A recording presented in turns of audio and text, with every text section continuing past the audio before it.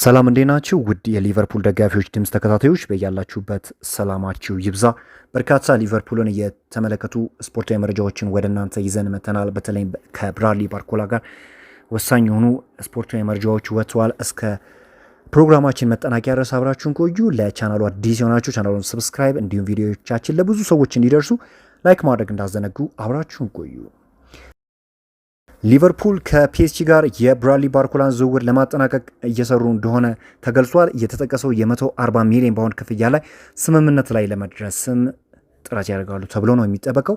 ብራድሊ ባርኮላ አሁንም የሊቨርፑል ዋነኛ የክንፍ አጥቂ ኢላማ ሆነው ቀጥሏል። ፍጥነቱ፣ የኳስ ቁጥጥሩ፣ ፈጠራውና በአንድ ለአንድ ሁኔታዎች ላይ የሚያሳየው ብቃት ከሊቨርፑል የጨዋታዎች ዘይቤ ጋር በትክክል ይጣጣማል። ሆኖም ግን ዝውውሩ ብዙዎች እንደሚያስቡት ቀላል አይደለም ተብሏል። ፋብሪዚዮ ሮማኖ እንደገለጸው ባርኮላ የሊቨርፑል ቶፕ ታርጌት ቢሆንም ይህ ዝውውር ሰዎች ከሚጠብቁት በላይ ውስብስብ ነው። ምክንያቱም ሁሉም ነገር ፒኤስጂ ተጫዋቹን ለመሸጥ ፈቃደኛ በመሆኑና በሚያስቀምጠው የዋጋ ግምት ላይ ስለሚመሰረት ነው ብሏል። ስለዚህ ሊቨርፑል ፍላጎቱ ቢቀጥልም ይህ ዝውውር መጠናቀቅ ግን ቀላል እንዳልሆነ እየተገለጸ የሚገኘው እንዲህ አይነት ዝውውሮች ለሊቨርፑል በተለይም ከፍተኛ የዝውውር ሂሳብ ማቅረብ ለሊቨርፑል ከባድ ላይሆኑ ይችላሉ። ነገር ግን ለተጫዋቹ ተገቢ ነው ወይ የሚለው ነገር ነው ጥያቄ ላይ ያስነሳ የሚችለው። እንግዲህ ባርኮላና ዲዮማንዴ ባለፈው ሲዝን ለክለብና ለሀገር ያስመዘገቡት ቁጥርን በተመለከተ ባርኮላ 16 ጎልና 7 አሲስት ማስመዝገብ ችሏል። ዲዮማንዴ በበኩሉ 10 ጎልና 10 አሲስት ማድረግ ችሏል። እንደሚታወቀው ባርኮላ ከተቀያሪ የተነሳ ነው እና በሊቨርፑል ቤት በአንዲ ራዮላ ስር የተለየውን ባርኮላ የምናይበት እድል ሰፊ እንደሆነ ነው እየተነገረ የሚገኘው። ሊቨርፑል እንግዲህ በባርኮላ መጠመዱን ይታወቃልና ፒኤስጂም እንግዲህ ማግነስ አክሊንጂን ያለ ችግር እንዲያስፈርም የፋይናንስ እና የተጫዋች ቦታ ማመቻቸት ድጋፍ እያደረገ ነው። ፒኤስጂ ተጫዋቹን ለማስፈረም እስከ 4ኛ ጥያቄ ያቀረበ ቢሆንም ሞናኮ የቀረበለትን የ34 ሚሊዮን ፓውንድ ሂሳብ ውድቅ አድርጎበታል። ሊቨርፑል ተጫዋቹን ለማስፈረም ከ42.7 ሚሊዮን እስከ 51.3 ሚሊዮን ፓውንድ አካባቢ ክፍያ ሊጠይቅ እንደሚችል ይታመናል።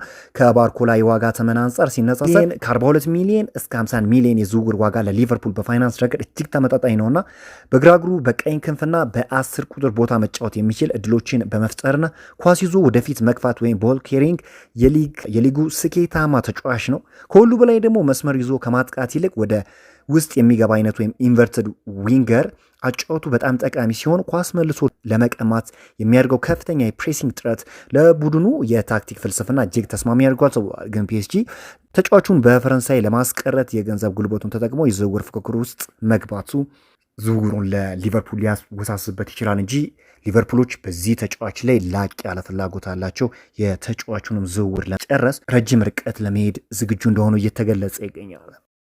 ፍሬሪኮ ኬዛ እንዲህ ሲል ነው አስተያየቱን የሰጠው። በሊቨርፑል ደስተኛ ነኝ። ይህ አዲስ ምዕራፍ ነው። ከአዲሱ አሰልጣኝ ጋር የተቻለንን ለማድረግ እየጣርኩ ነው ሲል ነው የተናገረው።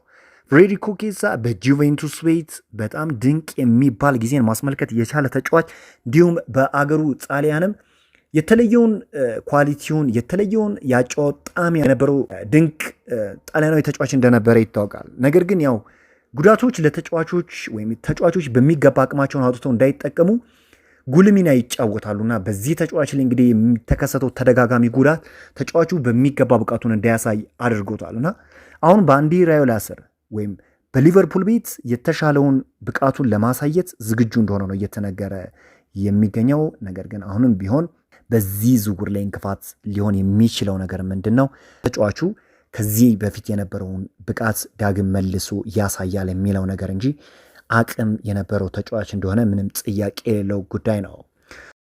ሊቨርፑል በፍራንሲስኮ ኮንሴሳዮ ላይ ከፍተኛ ፍላጎት አሳይቷል ተብሏል። ቀያዮቹ ጁቬንቱስን ለማሳመን ፖርቹጋላዊውን የክንፍ ተጫዋች ለማስፈረም 50 ሚሊዮን ዩሮ ለማቅረብም ተዘጋጅተዋል። ቱቶ ስፖርት እንደዘገበው ከሆነ ተጫዋቹም ቢሆን ወደ ሊቨርፑል ለመቀላቀል ክፍት ሲሆን የግል ጥቅማ ጥቅሞች ጥያቄ ወይም ደግሞ ችግር ይሆናሉ ተብሎ አይጠበቅም። ሊቨርፑሎችም ተጫዋቹን ለማስፈረም ረጅም ርቀት ለመሄድ ዝግጁ ናቸው። እስካሁን ድረስ እንደሚታወቀው እንግዲህ በሞሐመድ ሳላ ቦታ ላይ ያለው ክፍተት ሙሉ ለሙሉ እንዳልተፈታ የአደባባይ ሀቅ ነውና ከዛ አንጻር ሊቨርፑሎች ተጫዋቹን የግላቸው ለማድረግ በሚመጡት ቀናት እንግዲህ የዝውውር ጥያቄ የሚያቀርቡበት ሂደት ይኖራል። የብራድሊ ባርኮላና የዚህ ተጫዋች ዝውውርን ጎን ለጎን የሚመለከቱበት ሁነት ይኖራል። አሁን ሊቨርፑሎች ከምንም በላይ ቅድሚያ የሚሰጡት በፊት መስመር ላይ ያለውን ችግር ነው።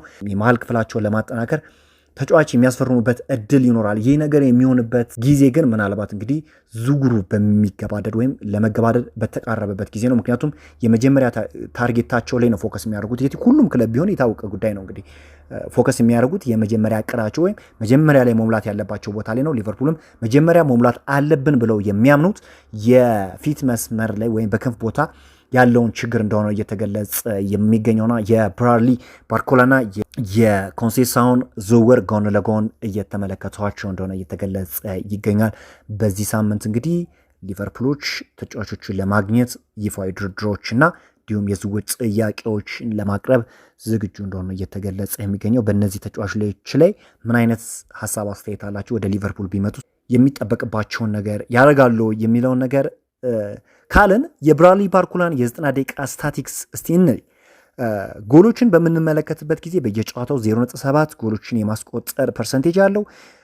የሚጠበቁ ጎሎች ወይም ኤክስጂን ስንመለከት ደግሞ 0.46 ሲሆን ኢላማቸውን የጠበቁ ሙከራዎች ደግሞ እንዲሁ 0.65 ነው። የግብ ሙከራዎችን ስንመለከት 2.34፣ የተሳኩ ረጅም ኳሶችን 100% ነው።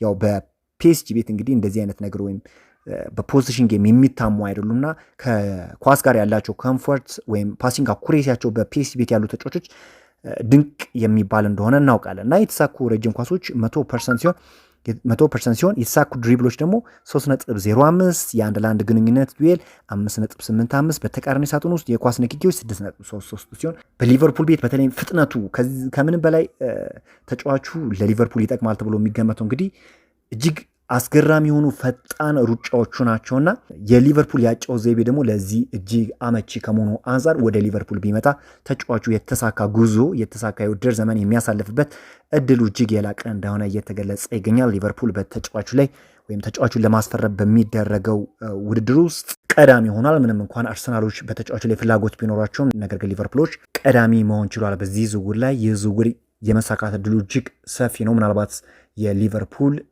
ፈራሚ የሚሆንበት እድል ከፍተኛ ነው።